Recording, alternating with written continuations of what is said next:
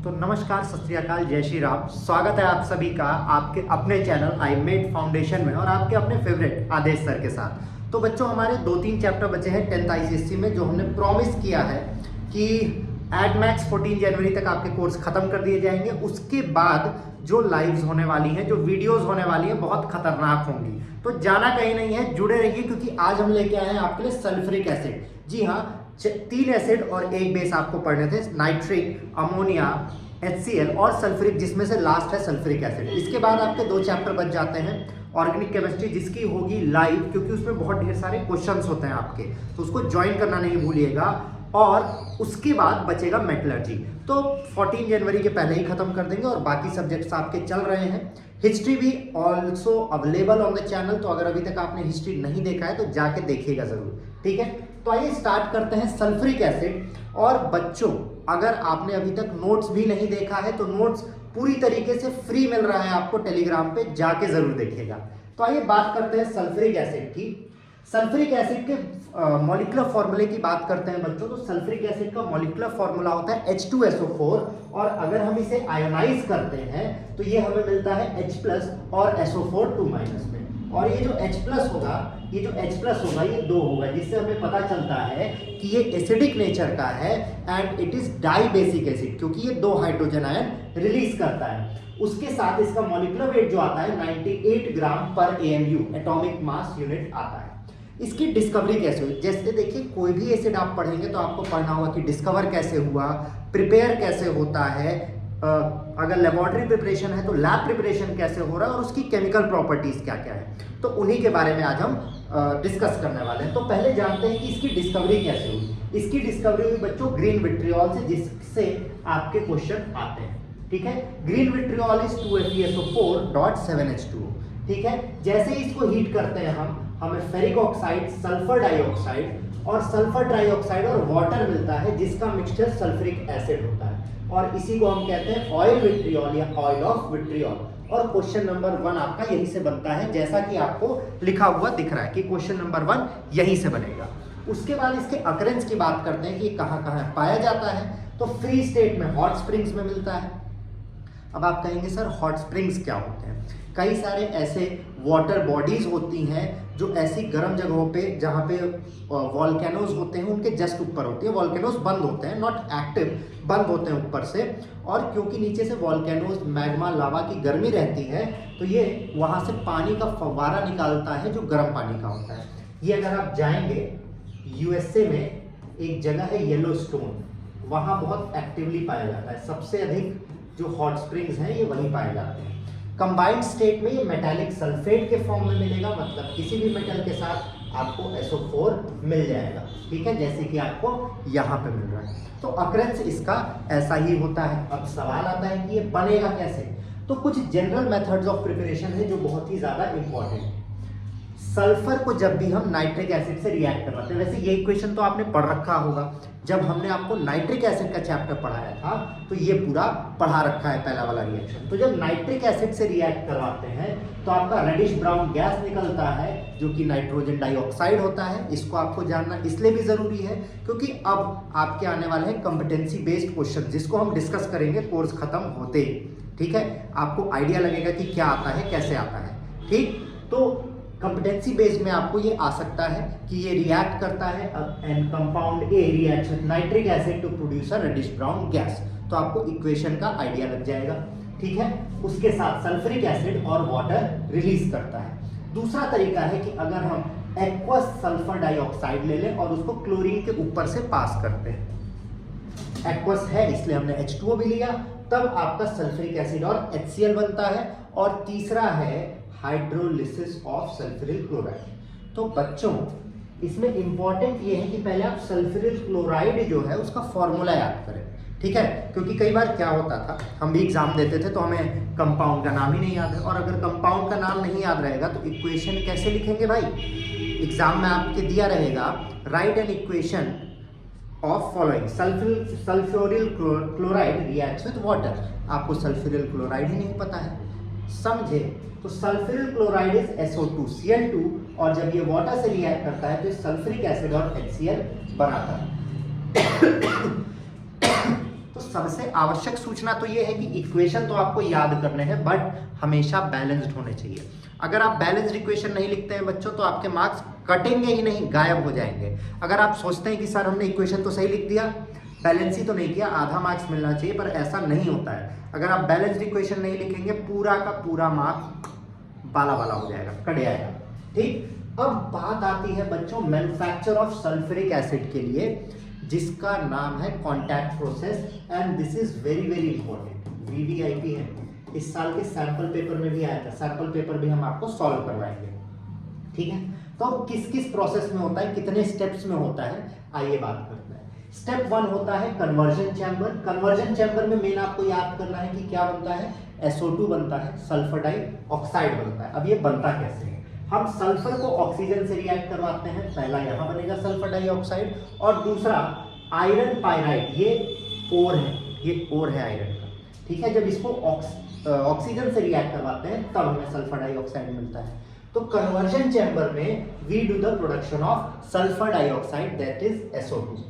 दूसरा स्टेप होता है कॉन्टैक्ट टावर। देखिए इनका नाम रखा गया है इसके बेसिस पे, pyrite burners, dust chamber, drying power burner, contact chamber, तो इन सब के साथ रिएक्ट करके फाइनली हमें H2SO4 मिलता है। ये डायग्राम आपको आपके एग्जाम्स में भी दिख सकता है और डायरेक्ट वहां से पूछा जा सकता है, तो इस पर ध्यान दीजिएगा। ठीक है, डायग्राम आप यहाँ से भी देख सकते हैं, ये PDF आपको टेलीग्राम पे फ्री में मिल जाने वाला है। टेलीग्राम पे जाके आपको सर्च करना है iMate फाउंडेशन, नहीं तो आप अपनी बुक में भी देख सकते हैं। ठीक है, स्टेप नंबर 2 में हम क्या करते हैं, सल्फर डाइऑक्साइड और ऑक्सीजन को पास में लाते हैं।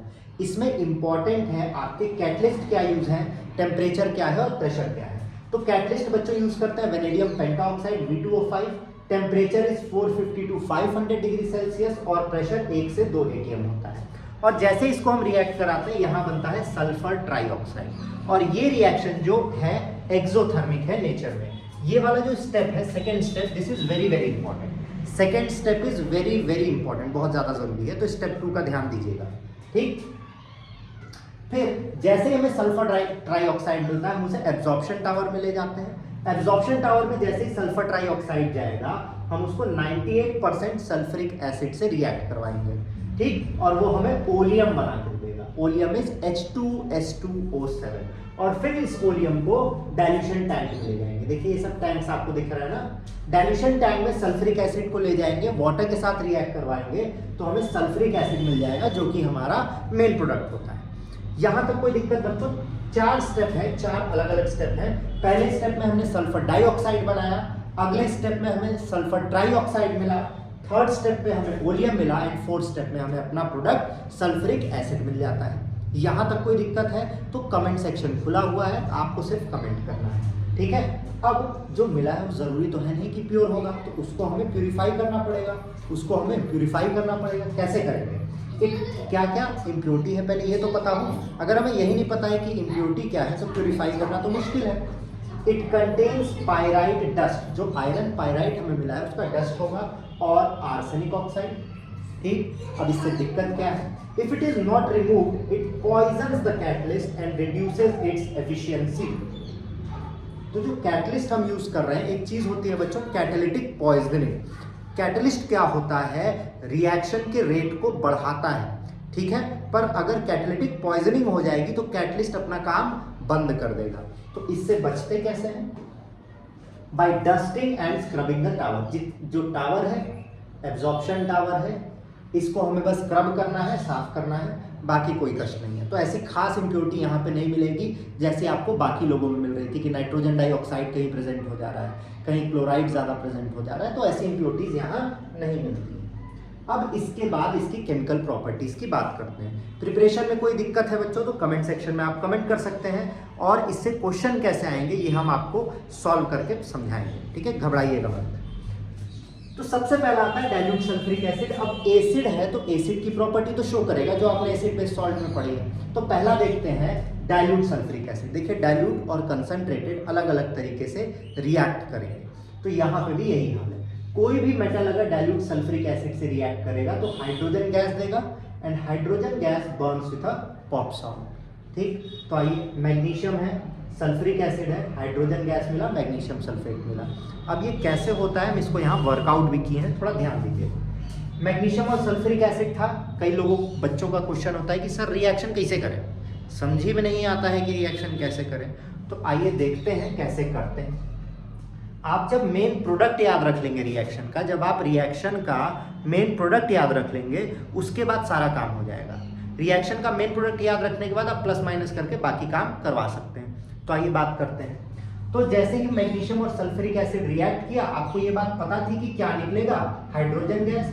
हमने सल्फ्यूरिक एसिड से हाइड्रोजन माइनस कर लिया, तो बचा क्या, मैग्नीशियम बचा और सल्फेट बचा। ये आपस में साथ में आ गए और बन गया मैग्नीशियम सल्फेट। क्या कोई दिक्कत बच्चों, क्या कोई दिक्कत है? होगी। आपको क्या करना है, बस कमेंट करना है। आदेश सर आपके साथ हैं, ठीक है। अब अगर ये कार्बोनेट से रिएक्ट करता है तो वापस से नॉर्मल रिएक्शन है। कार्बोनेट से रिएक्ट करेगा तो मेन प्रोडक्ट क्या निकलेगा भाई, carbon dioxide, which turns lime water milky. तो ये सब जो है ये टेस्ट्स हैं, ठीक है। वापस से हमने किया, सोडियम कार्बोनेट को सल्फ्यूरिक एसिड से किया, तो इसमें से कार्बन डाइऑक्साइड निकला तो बचा क्या, Na2 बचा, और इसमें से H2O निकला तो ऑक्सीजन यहां से गया तो CO3 गायब हो गया और H2 गायब हो गया, तो बचा क्या, Na2 और SO4। देखिए वही है, वही है। तो रिएक्शन लिखने के लिए आपको कॉमन प्रोडक्ट्स याद करने होंगे, ठीक है। कुछ अलग से होते हैं उन्हें तो याद करना ही पड़ेगा, बट जो कॉमन है उनको आप याद करेंगे, आपका काम टकाटक निकलेगा, टकाटक भाई। और अगर ये सल्फाइड के साथ रिएक्ट करता है, सल्फाइड के साथ, सल्फाइड बहुत इंपॉर्टेंट प्रोडक्ट है, तो हमेशा H2S गैस देगा which has रॉटन egg like smell, ठीक है। ये कॉमन रिएक्शन। तो अब सेम काम हमने किया, Na2S में से सल्फर निकाला, Na2 बचा, और सल्फ्यूरिक एसिड में से H2 निकाला, SO4 बचा, वापस साथ में ले आए। तो डाइल्यूट एसिड जो है सल्फ्यूरिक का, वो नॉर्मल जैसे बाकी एसिड्स काम करते हैं, एसिड बेस सॉल्ट में जो आपने कॉमन रिएक्शन पढ़ा उसी तरीके से करेंगे। बट अब कंसंट्रेटेड कैसे काम करता है, कंसंट्रेटेड की कुछ प्रॉपर्टीज हैं जो आपको पढ़नी है, आइए उस पर ध्यान देते हैं, वेरी वेरी इंपॉर्टेंट है, ठीक है। कंसंट्रेटेड एसिड सबसे पहले as a non volatile acid काम करता है। वोलेटाइल क्या होता है बच्चों, कोई भी ऐसा एसिड जो कम टेम्परेचर पे अपने गैस में कन्वर्ट हो जाए उसको वोलेटाइल बोलते हैं, ठीक है। और विच इजली कैचेस फायर, ठीक। तो ये नॉन वोलेटाइल एसिड की तरह काम करता है। आइए देखते हैं कहाँ।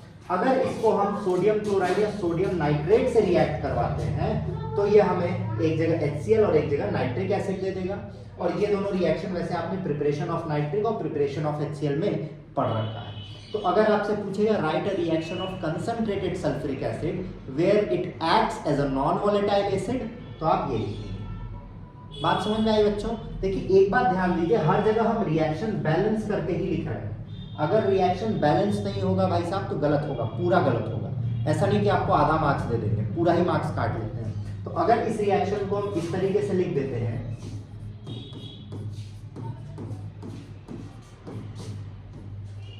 तो ये प्रोडक्ट तो आपका सही है but the reaction is not balanced. तो अगर ये 2 मार्क्स का है तो आप ये मत सोचिएगा कि 1 मार्क्स मिलेगा, ये पूरा काटा जाएगा और इस पर आपको 0 मार्क्स मिलेगा। तो इन सब बातों पे ध्यान दीजिएगा, ठीक है। आपको 0 मार्क्स मिल जाएगा, ठीक।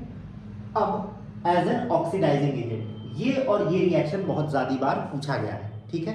As an oxidising agent, sulphuric acid as an oxidising agent भी काम करता है। किन 2 रिएक्शंस में काम करता है, किन 2 रिएक्शंस में, जब ये कॉपर और कार्बन के साथ रिएक्ट करेगा। ऑक्सीडाइजिंग है मतलब इनका ऑक्साइड बन जाएगा।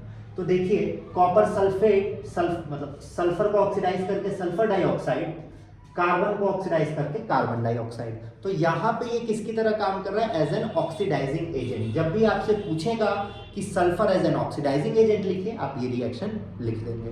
क्या कोई दिक्कत है बच्चों? अब देखिए as an dehydrating agent. Dehydrating agent क्या होता है, कोई भी ऐसा कंपाउंड जो वाटर निकालता है किसी मॉलिक्यूल में से, किसी कंपाउंड में से, जहां वाटर अपने ओरिजिनल फॉर्म में मतलब H2O के फॉर्म में ना प्रेजेंट हो, वैसे को कहते हैं डिहाइड्रेटिंग एजेंट। और अगर कोई ऐसा कंपाउंड होगा जो वाटर को निकाल रहा है ऐसी जगह से जहां वाटर अपने ओरिजिनल फॉर्म में प्रेजेंट है, तो वैसे को हम कहते हैं ड्राइंग एजेंट, ठीक है, ड्राइंग एजेंट। तो सल्फ्यूरिक एसिड जो है बच्चों वो डिहाइड्रेटिंग और ड्राइंग दोनों की तरह काम करता है। तो यहां हम पढ़ने वाले हैं डिहाइड्रेटिंग के बारे में, ठीक है। डिहाइड्रेटिंग की बात करते हैं तो जब C2H5OH रहेगा इथाइल अल्कोहल, तो कंसंट्रेटेड सल्फ्यूरिक एसिड इससे इथीन बना देगा। ग्लूकोज रहेगा तो कोक और वाटर बना देगा। पर हो क्या रहा है, आइए देखते हैं क्या हो रहा है। मान लीजिए आपके पास FeSO4.H2O है, तो जो ड्राइंग एजेंट होगा वो इसका H2O निकाल देगा और इससे बना देगा FeSO4, इससे बना देगा FeSO4। बट वहीं अगर डिहाइड्रेटिंग एजेंट होगा तो देखिए हमने लिया ना C2H5, 1 2 3 4 5 OH। अब इसमें अगर हम कंसंट्रेटेड सल्फ्यूरिक एसिड डालते हैं तो वाटर अपने ओरिजिनल फॉर्म में कहीं नहीं है, जैसे यहाँ पे H2O है यहाँ पे नहीं है, पर अगर H और OH को मिलाते हैं हम तो हमें H2O मिल जाएगा। तो जो ऐसा काम करेगा उसे हम कहते हैं डिहाइड्रेटिंग एजेंट। ठीक, तो डिहाइड्रेटिंग एजेंट की तरह भी सल्फ्यूरिक एसिड काम करता है, पर ज्यादा इंपॉर्टेंट आपके लिए एज एन ऑक्सीडाइजिंग एजेंट, भूलिएगा नहीं, इंपॉर्टेंट बात। ठीक, अब last but not the least, देखिए आपके कोर्स में इतना ही था, strictly according to the course आपको पढ़ाया जा रहा है, कुछ भी बाहर से नहीं पढ़ा रहा है। ठीक है, कुछ भी बाहर से नहीं पढ़ाएंगे, कुछ भी नहीं छोड़ेंगे, तो क्वेश्चन इतने में सही आने हैं भाई। तो सल्फ्यूरिक एसिड का यूज क्या क्या है? कार्बन मोनोऑक्साइड, कार्बन डाइऑक्साइड और सल्फर डाइऑक्साइड के प्रिपरेशन में। कुछ हमने नहीं लिखा, जैसे कि नाइट्रिक एसिड का भी प्रिपरेशन करता है, अभी आपने देखा HCl का भी प्रिपरेशन करता है। इन सब के प्रिपरेशन में यूज किया जाता है बहुत तेजी से। Extraction of metals by leaching एक प्रोसेस होता है जिससे हम मेटल्स को निकाल सकते हैं घिस के। घिसना नहीं होता है, वो बेसिकली अपर लेयर को धीरे धीरे कोरोड करते हैं, गायब करते हैं। और इंडस्ट्रीज में फर्टिलाइजर्स बनाने के काम आता है, एक्सप्लोसिव बनाने के काम आता है, TNT जिसे ट्राइनाइट्रोटोलुइन कहते हैं, और पिक्रिक एसिड, ये दोनों के नाम आप 12th में ज्यादा सुनेंगे। तो ये था बच्चों सल्फ्यूरिक एसिड आपका वन शॉट में। अगर आपको कहीं भी कोई डाउट होगा तो हमें जरूर बताइएगा। और ऑलमोस्ट आपका कोर्स हो चुका है बच्चों खत्म। हमारे साथ बने रहने के लिए धन्यवाद।